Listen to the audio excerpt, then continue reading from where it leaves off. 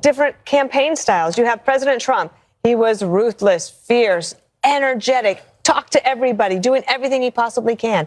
And it may work. And then her campaign was very cautious. It was truncated, short, and she was almost a quiet campaigner. And it may work.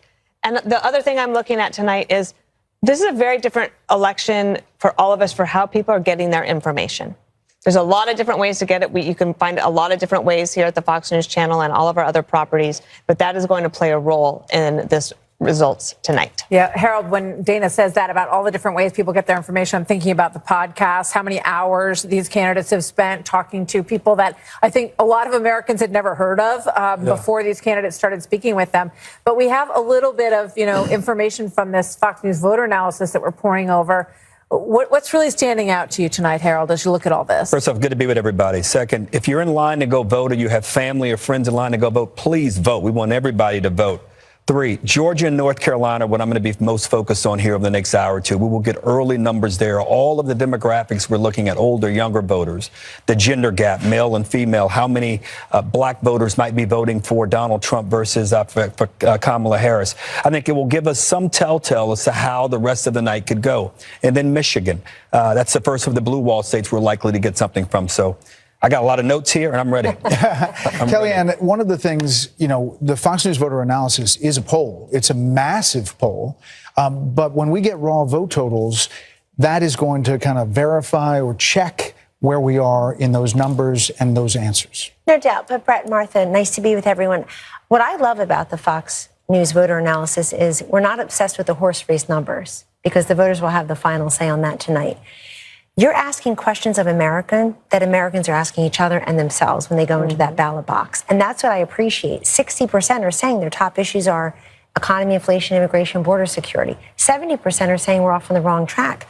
Very few are saying they're not worried at all about gas and grocery prices, about the cost of living. They feel like they're not getting ahead. Now, we've known that last data point for years.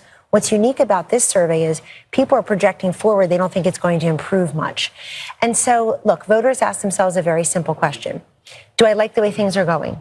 Should I stay with the course, maybe go for 4 more, in this case with Kamala, or do I want to change? She tried to be the change agent, distancing herself from Biden. One big thing I'm watching tonight, folks, is she going to do as well as Biden did in Erie, in Northampton County, in Bucks County?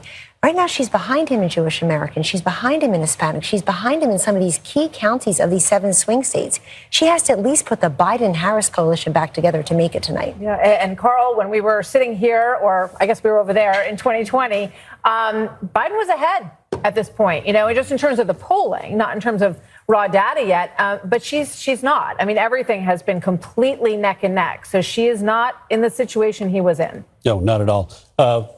First of all, a little whiteboard. I mean, are you competing with Hemmer? I mean, this is he's high tech, I'm low tech. Just remember, it is a tight contest, but it could yield, if it breaks the right way, a big electoral college victory for one side or the other.